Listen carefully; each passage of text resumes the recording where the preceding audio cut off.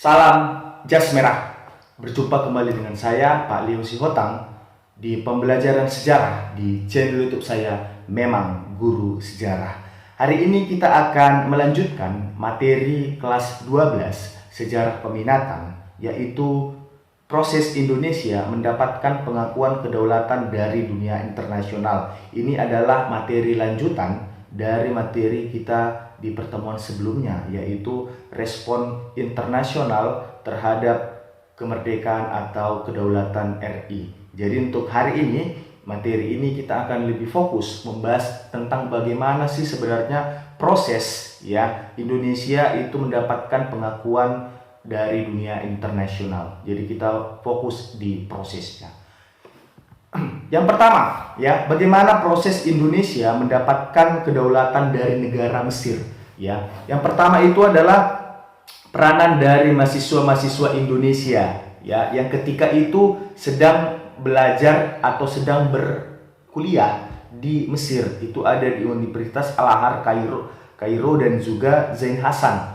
Lalu yang kedua, peranan Indonesia ditunjukkan dengan menanamkan bibit-bibit kemerdekaan Indonesia melalui media massa, yang ada di Arab. Jadi mereka itu berjuang melalui pers, mereka buat berita di media massa Mesir bahwa Indonesia itu telah merdeka. Jadi diawali oleh perjuangan para mahasiswa-mahasiswa di Mesir. Selanjutnya, yang ketiga, delegasi Indonesia pertama di Mesir itu pada tanggal 7 April 1946. Siapa namanya? Namanya adalah utusan pertama yang mengunjungi Mesir adalah Suwandi.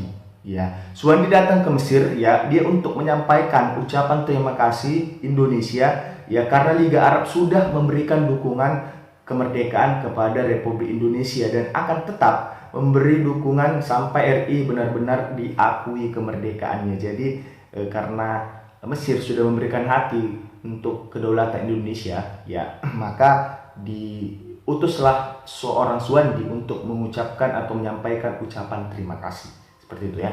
Oke, selanjutnya proses berikutnya adalah pembentukan panitia pusat sebagai wakil Indonesia di luar negeri, Dari panitia pusat tersebut diketuai oleh Haji Agus Salim, Dia sebagai ketua di diplomasi supaya kemerdekaan Indonesia itu diakui. Agus Salim gencar mengenalkan Indonesia ke luar negeri dari Kairo. Lalu dia meneruskan misinya ke Suriah, Irak dan Lebanon untuk mengenalkan Indonesia ke negara Arab dan Yaman. Lalu tugas dari Suwandi ini dilanjutkan oleh Rashidi. Itu dia proses daripada Indonesia mendapatkan pengakuan kedaulatan. Selanjutnya dilakukan kunjungan oleh Sultan Syahrir dan Soekarno ke Mesir, Lalu kunjungan ini merupakan penghargaan dan ucapan terima kasih Indonesia kepada Mesir yang sudah mendorong negara-negara di Arab untuk membantu perjuangan Indonesia dalam mendapatkan pengakuan kedaulatan atau kemerdekaan. Itu adalah proses yang didapatkan oleh Indonesia dari negara Mesir, Oke, selanjutnya kita lihat apa sih peran nyata Mesir dalam mendukung kemerdekaan Indonesia. Yang pertama adalah organisasi Al-Ikhwan Al-Muslimun, Ini namanya sangat familiar. Mohon anak-anak kami untuk kuasai untuk menghafal nama ini. Namanya adalah Sheikh Hasan Al-Banna. Dia adalah ketua daripada organisasi Al-Ikhwan Al-Muslimun tadi. Ini pernah saya temukan soal ini di SBMPTN atau sekarang namanya adalah UTBK, ujian masuk perguruan tinggi negeri. Lalu aksi pemuda Mesir itu dilanjutkan, mereka demo di depan kedubes Belanda di Kairo, Lalu yang ketiga, mereka mengirim delegasi Mesir namanya adalah Abdul Mutnim ke Yogyakarta. Jadi ini adalah sebagai balasan daripada kedatangan dari Suwandi tadi. Lalu Mesir mendorong supaya Liga Arab mengakui kemerdekaan Indonesia pada 18 November 1946. Lalu ditandatanganilah perjanjian persahabatan antara Indonesia dan Mesir. Ini di slide video kemarin saya udah buat. Indonesia diwakili Agus Salim, sedangkan Mesir diwakili oleh Fahmi Nokrashi Pasha 10 Juni 1947. Lalu Menteri Luar Negeri Mesir di bawah kabinet Ahmad Kashaba Pasha mengirimkan nota resmi ke Belanda yang berisi permintaan Mesir untuk menghentikan aksi agresi militer di Indonesia. Ya, itu adalah proses daripada Indonesia mendapatkan kedaulatan dari negara Mesir. Ya, cukup panjang memang prosesnya ya. Seperti itu. Oke, yang kedua yaitu adalah bagaimana proses Indonesia mendapatkan kedaulatan ya dari negara India ya. Ini kita akan bahas negara yang kedua adalah negara India. Oke, semangat dari pelajar Indonesia yang ada di India. Jadi sama seperti di Mesir tadi ya, awalnya itu dilatar belakangi oleh tokoh-tokoh cendekiawan yaitu kaum-kaum terpelajar ya. Dibentuknya PPII, Persatuan Putra Indonesia di India. Apa tujuan daripada PPII? Ya, membela proklamasi negara dengan mendesak para pemimpin India untuk mengakui Indonesia. Ya, adapun tugas dari PPII adalah yang pertama, meyakinkan pimpinan India. Jadi tugas dari para pelajar ini awalnya adalah ingin meyakinkan pimpinan India ya, ini loh kami Indonesia, kami sudah merdeka ya, maka tolong dukung kami ya. Seperti itulah kira-kira tujuan PPI yang pertama. Lalu yang kedua adalah membentuk Balai Penerangan Indonesia ya, atau Indonesia Information Service 9 Juni 1946 ya. Next ya, tugasnya adalah menyiarkan membuat buletin serta brosur-brosur dalam bahasa Inggris ya, Urdu dan bahasa Indonesia tentang segala sesuatu yang terjadi di Indonesia ya. Jadi mereka main juga di pers ya, atau di media massa, hampir sama modelnya berarti ya. Oke, yang keempat adalah bekerja sama dengan Persatuan Pemuda Indonesia atau PPI yang anggotanya 700 pelaut Indonesia yang bekerja di kapal-kapal Belanda untuk melakukan aksi mogok ya. Itu yang dilakukan oleh PPII. Oke.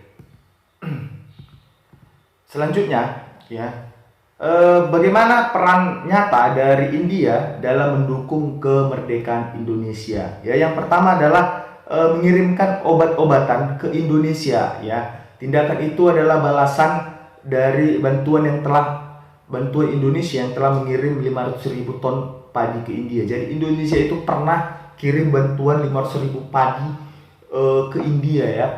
Ketika itu zaman India susah-susahnya sedang berupaya untuk merdeka dari kolonialisme Inggris, maka sebagai aksi balas budi ya, gantian ya, dia yang membantu Indonesia mengirimkan obat-obatan ke Indonesia.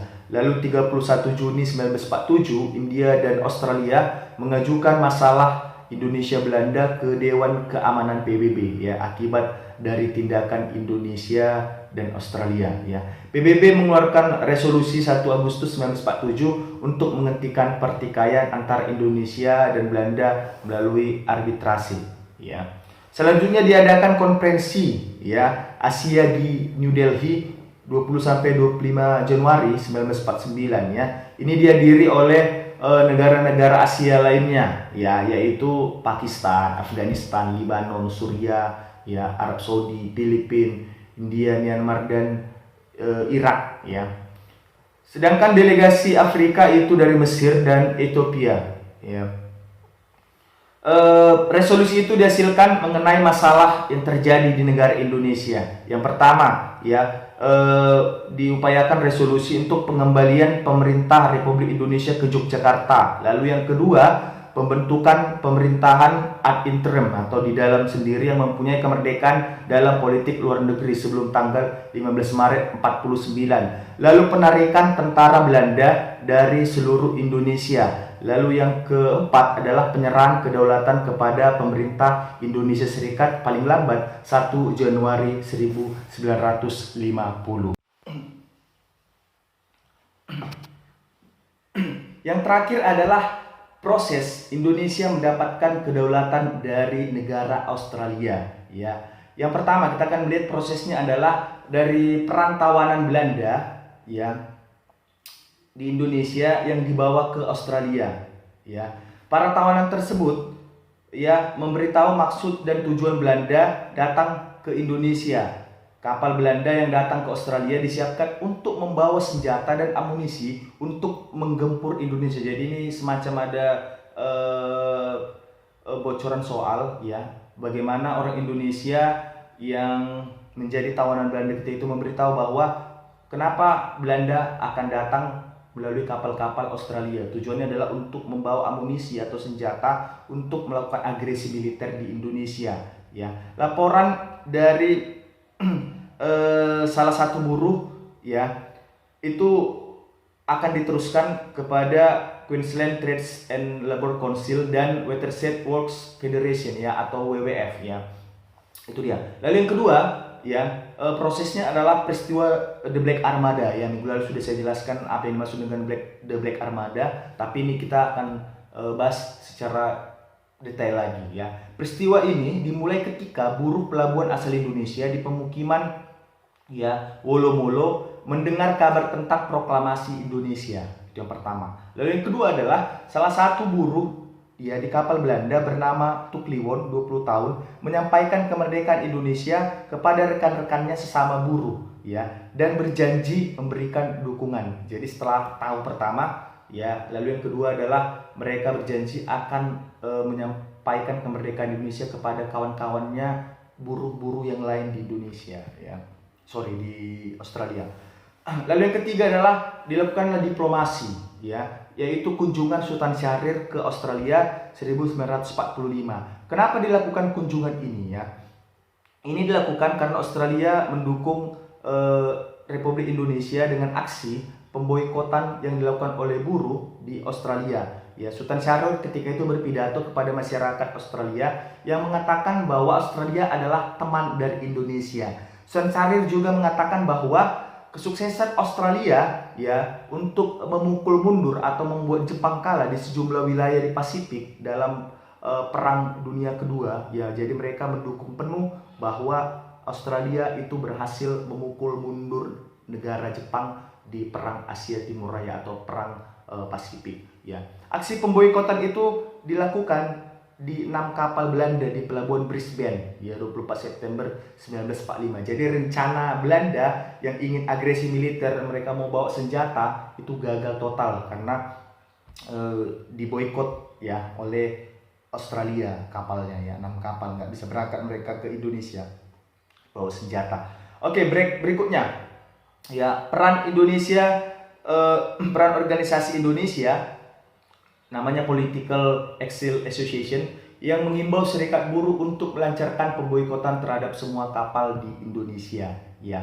Baik, itu adalah proses-proses dari berbagai negara ya ketika Indonesia baru merdeka, namun kembali Belanda masuk dan melancarkan berbagai agresi militernya ya, yaitu agresi militer Belanda 1, lalu agresi militer Belanda 2. Mungkin itu saja materi kita untuk hari ini ya. Saya berharap ini dapat bermanfaat untuk anak-anak kami ya.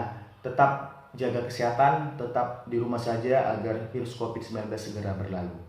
Untuk itu saya ucapkan terima kasih dan salam Jas Merah.